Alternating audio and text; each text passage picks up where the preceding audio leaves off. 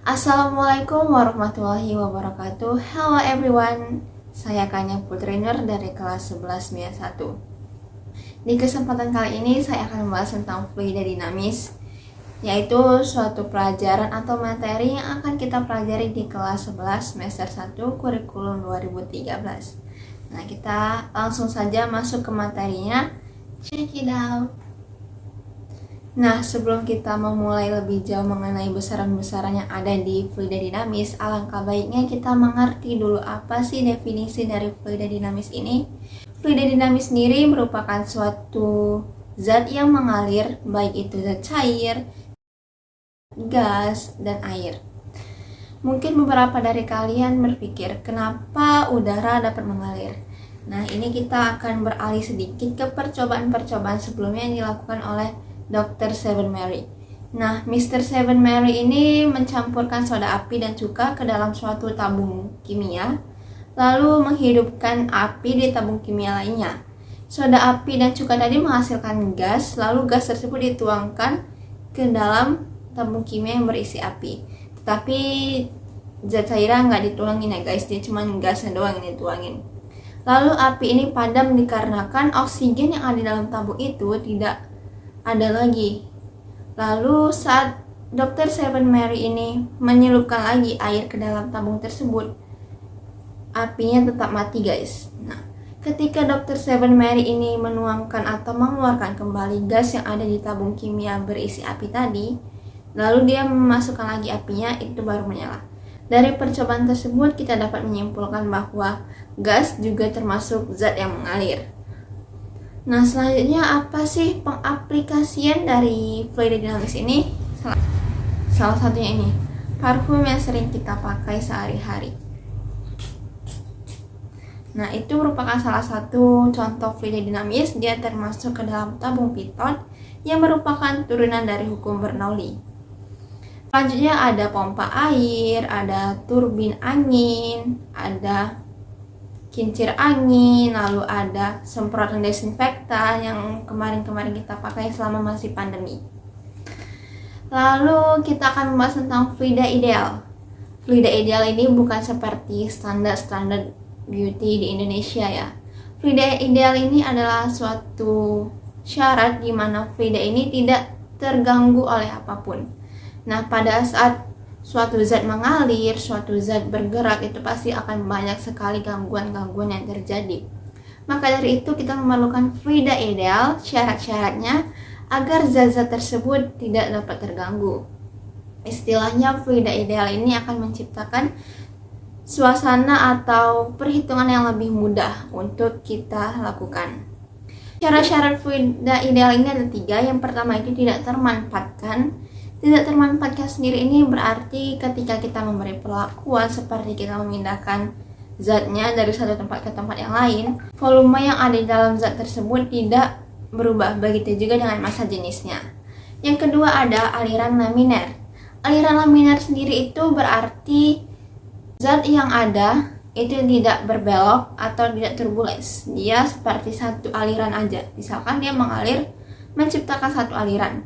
Jadi ketika aliran-aliran selanjutnya itu tidak menciptakan yang baru, dia tetap melewati jalur yang sama.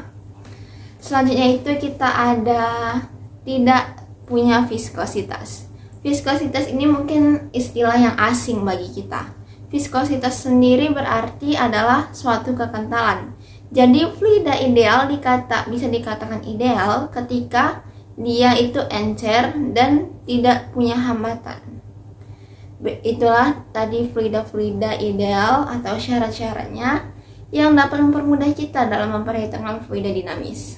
Nah, selanjutnya kita akan membahas tentang besaran-besaran yang ada pada fluida. Besarannya itu ada beberapa, sebenarnya itu ada 3 seperti debit, hukum kontinuitas, hukum Bernoulli. Nah, tetapi 3 ini bisa diturunkan lagi menjadi venturimeter, tabung pitot, dan gaya angkat pesawat. Oke, kita langsung aja ke yang pertama itu debit. Debit adalah besaran yang menunjukkan volume fluida yang mengalir melalui suatu penampang setiap satuan waktu. Besaran debit menyatakan banyaknya volume air yang mengalir tiap detik. Nah, Di sini kita akan melakukan beberapa turunan dari persamaan debit, yaitu yang pertama adalah debit sama dengan volume per waktu. Nah, volume ini seperti yang kita tahu, rumusnya itu merupakan luas penampang dikali jarak. Nah, kita masukkan lagi luas penampang dikali jarak ke dalam rumus debit pengganti volume. Kemudian seperti yang kita tahu juga, kecepatan sendiri ini memiliki rumus seperti jarak per waktu. Nah, itu jarak per waktunya kita bisa ganti menjadi kecepatan. Rumus debit ini terbagi menjadi dua, bisa kalian gunakan salah satunya. Yang pertama adalah debit sama dengan volume per waktu. Yang kedua adalah debit sama dengan luas penampang dikali kecepatan. Nah, selanjutnya ini adalah hukum kontinuitas. Hukum kontinuitas itu merupakan hukum yang menghubungkan kecepatan fluida di satu tempat dengan tempat lainnya. Ini istilahnya misalkan ya, kalian memakai selang untuk menyemprotkan bunga. Nah, ada bunga 1 dan bunga 2, tetapi bunga 2 ini jaraknya lebih jauh daripada bunga 1. Kalian biasa itu menekan sedikit luas depan, menekan sedikit selangnya itu agar jaraknya lebih jauh. Nah, itu termasuk pengaplikasian dari hukum kontinuitas. Jadi hukum kontinuitas ini menghubungkan antara kecepatan fluida yang masuk dan kecepatan fluida yang keluar. Gitu. Selanjutnya kita akan membahas tentang persamaan dari hukum kontinuitas. Ini kalian bisa lihat sendiri gambarnya ya guys. Itu luas penampang 1 lebih besar, terlihat lebih besar dibandingkan luas penampang 2. Rumus ini melibatkan formula dari debit. Q1 sama dengan Q2, A1 dikali F1 sama dengan A2 dikali F2. Berarti itu dia luas penampang 1 atau luas penampang benda pertama, luas penampang lingkaran pertama dikalikan kecepatan lingkaran pertama sama dengan luas penampang lingkaran kedua dikali kecepatan yang ada pada lingkaran kedua. Jadi kita akan membahas tentang hukum Bernoulli. Hukum Bernoulli ini dia membandingkan antara kecepatan dan juga tekanan. Jadi berbanding terbalik. Bila kecepatannya besar, maka tekanannya kecil. Bila tekanannya kecil, maka kecepatannya besar. Bernoulli sendiri menciptakan ini karena dia penasaran dengan tekanan yang ada di dalam nadi kita. Nah, hukum Bernoulli merupakan hubungan antara kecepatan aliran fluida, ketinggian, dan tekanan dengan menggunakan konsep usaha dan energi. Berdasarkan definisinya, fluida mengalir melalui pipa yang luas penampang dan ketinggiannya berbeda. Hukum Bernoulli dapat dinyatakan sebagai berikut. Ini sama dengan tekanan ditambah massa jenis dikali gravitasi dikali tinggi ditambah setengah dari massa jenis dikali kecepatan pangkat 2 sama dengan konstan. Konstan sendiri ini berarti dia lubang pertama dan lubang kedua ini sama besarnya. Mungkin hanya beberapa saja yang berbeda seperti kecepatannya, lalu ada tekanannya, ketinggiannya, mungkin 3 hal ini saja yang berbeda. Teorema Torricelli. Teorema Torricelli merupakan suatu hukum yang ditemukan oleh Torricelli, yaitu tentang hukum yang membahas tabung bocor. Hukum Torricelli adalah turunan dari hukum Bernoulli yang mempelajari tentang hubungan kecepatan fluida dan tekanan yang dihasilkannya. Hukum ini adalah persamaan kinematik untuk fluida yang jatuh dari ketinggian. Formula dari hukum ini merupakan kecepatan sama dengan akar dari 2 dikali gravitasi dikali ketinggian. Ketinggian ini adalah ketinggian dari permukaan fluida ke keran tadi. Misalkan ini segini tingginya. Terus kerannya di sini berarti jarak ketinggiannya itu dari sini ke sini gitu. Ini bisa kita lihat sendiri itu jelas kecepatan sama dengan akar dari 2 kali G kali H. Hanya itu dari permukaan fluida ke keran. Lalu yang keempat kita akan membahas tentang kelima kita akan membahas tentang gaya angkat pesawat. Gaya angkat pesawat ini merupakan suatu gaya yang akan menerbangkan pesawat. Bayangkan saja, pesawat yang beribu-ribu ton, yang beribu-ribu kilogram bisa terbang. Nah, ini kita memanfaatkan namanya gaya aerodinamika pesawat. Nah, di dalam gaya aerodinamika pesawat ini kita akan melibatkan beberapa gaya seperti gaya dorong, gaya angkat, gaya gravitasi, dan gaya gesekan udara.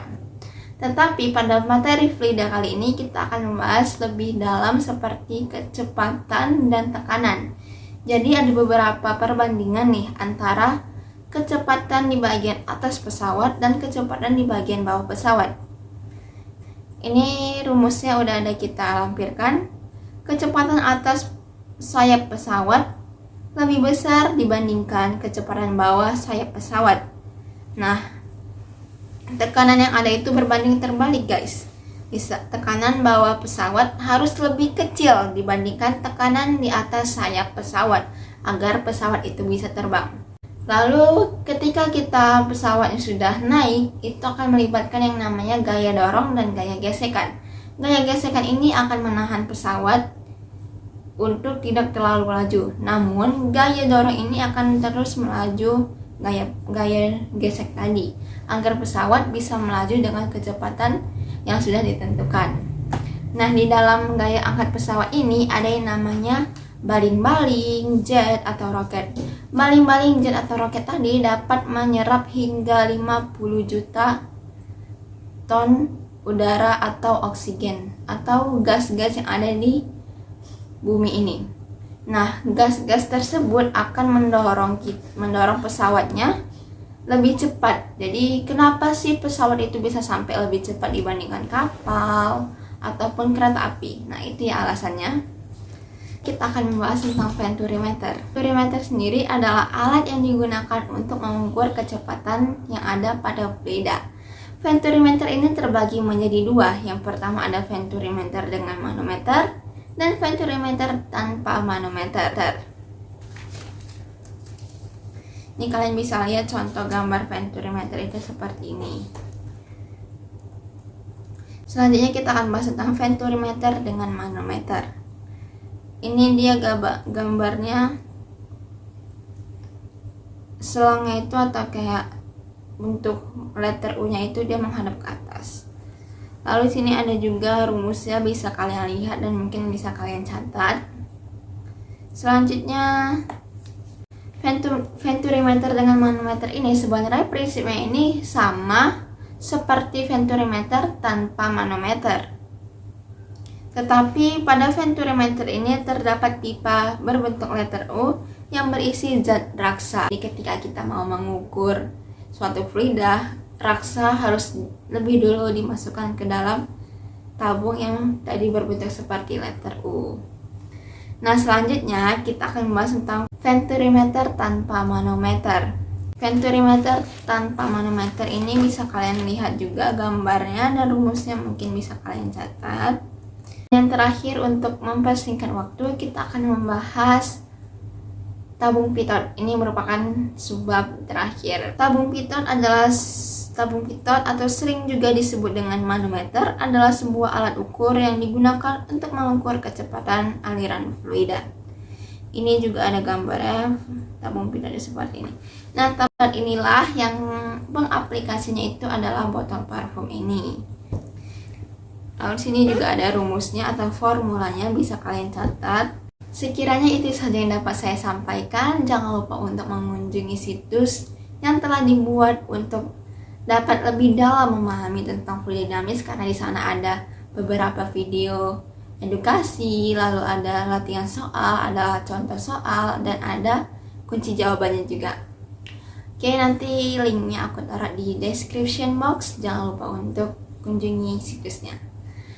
See you.